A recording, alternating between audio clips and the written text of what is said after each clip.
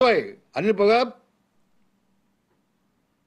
लबाड्या करायच्या, फसवायचं शासनाला, चोरी करायची, पैसे आपण कमवायचे, हे धंदे तुझे कसे आहेत ते मी दाखवतो. पहिल्यांदा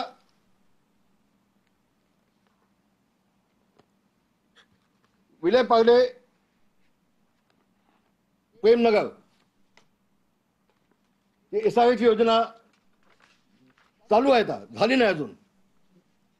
अनिल पगब यांनी माझ्या ॲफिडेव्हिट आहे दिलेलं, माझ्या ॲफिडेव्हिट दिलेलं आहे.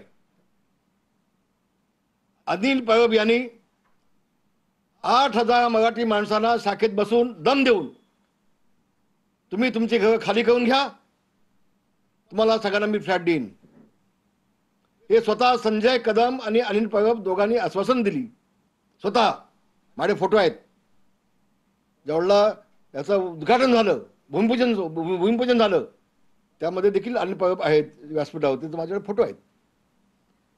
आणि ह्या 8,000 लोकांना तिथून खाली गेलं, फक्त 1 वर्षाचं भाडं दिलं, आणि त्यानंतर गेले 9 वर्ष ही सगळी माणसं, मराठी माणसं ही मुंबईच्या बाहेर आहेत, मुंबईच्या बाहेर आहेत.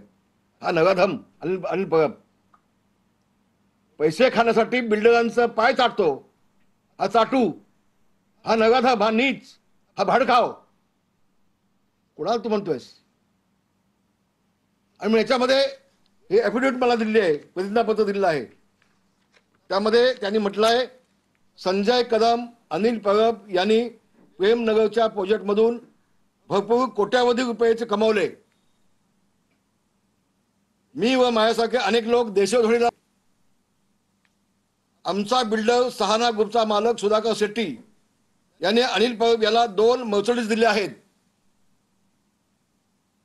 संजय कदम यांनी बिल्डरच्या पैशाने स्थानिक पदाधिकाऱ्यांच्या नवीन कोऱ्या बुलेट बाईक वाटल्या.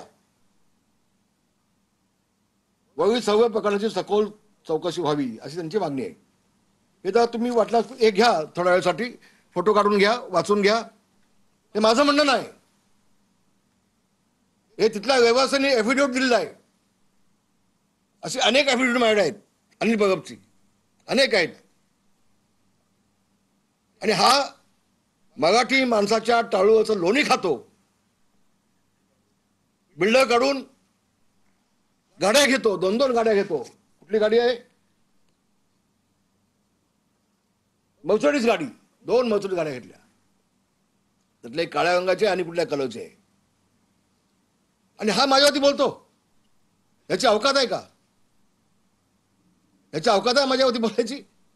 मला तर मोठं काल असं वाटलं, जे आपल्या मालकाला उद्धव ठाकरेला खुश करण्यासाठी रामदास कदमवरती मी कसा बोलू शकतो? तुझ्या 100 पिढ्या खाली आल्या पाहिजेत माझ्यावरती बोलायला. आणि म्हणून हा एक विषय अतिशय गंभीर आहे. याची चौकशी करण्यासाठी मी शासनाकडे देतोय.